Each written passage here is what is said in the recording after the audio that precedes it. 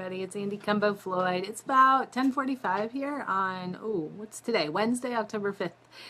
And I have been doing some work this morning on calculating the cost on my most recent book launch for Discover Your Writing Self. And I just did a post on that you can find at andylit.com with all the details. But it's got me thinking about a couple things that I think sometimes those of us that are newer to writing don't really think about. And one of those is just the priorities we have in our entire lives and how writing fits into those. So,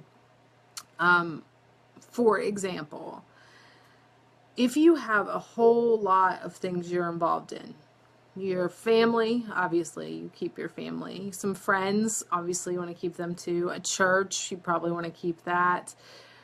A couple volunteer opportunities, some sports you play, some,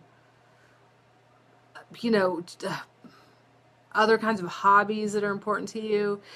It quickly becomes very clear that you have a lot of demands on your time. And I am not one to sit in judgment about how you use your time. That is your business. But I would say this about time priorities. If you are not putting writing in the top 5 priorities of your life, obviously behind the people in your life, but maybe before your intramural soccer league, I'm going to just encourage you to really think about how serious you are about your writing. And that's, again, it's not a judgment. It's just a matter of capacity. We all have limited time. We all have limited energy. And so we have to decide if writing is going to be one of the things we give our best time and energy to. If it's not, that's fine. But if you're walking around feeling ashamed or blaming other people or other things for why you're not getting your writing done, and the reality is that you are just doing a lot of things and writing isn't on your top of your priority list or near the top of it, then maybe it's time to just start thinking about whether writing is the thing you want to do or whether you want to switch your priorities. The same is true for money. And that is not to say that you have to have a lot of money to be a writer. You don't actually have to have really technically much of any money, maybe enough for pen and paper, pencil and paper, but you don't have to have, $1 million to be a writer.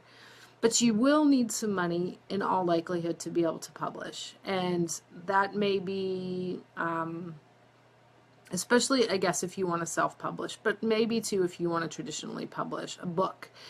And that's because you need to be able to pay people to help you with that. So you might need to hire an editor. You might need to hire a cover designer. I encourage you to hire both of those folks. You might need to hire a formatter to get the ebook ready. You might need to buy a template for the print book. There's just a lot of things that you could be spending money on.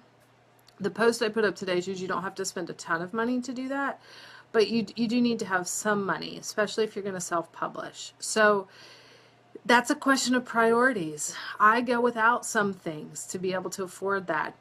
If you could see the pair of jeans I'm wearing right now, they've got holes all in them and they're pretty rough, but I just don't buy a lot of new clothes because I use the money I would use for that to pay for publishing.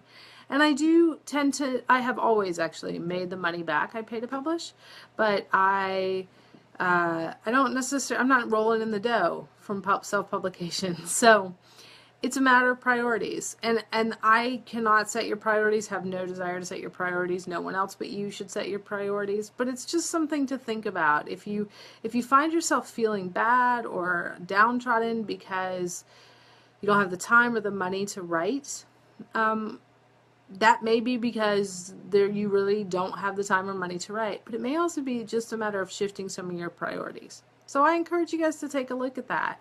I really, really appreciate that you guys watch these videos. It just makes me feel good. So thanks for that.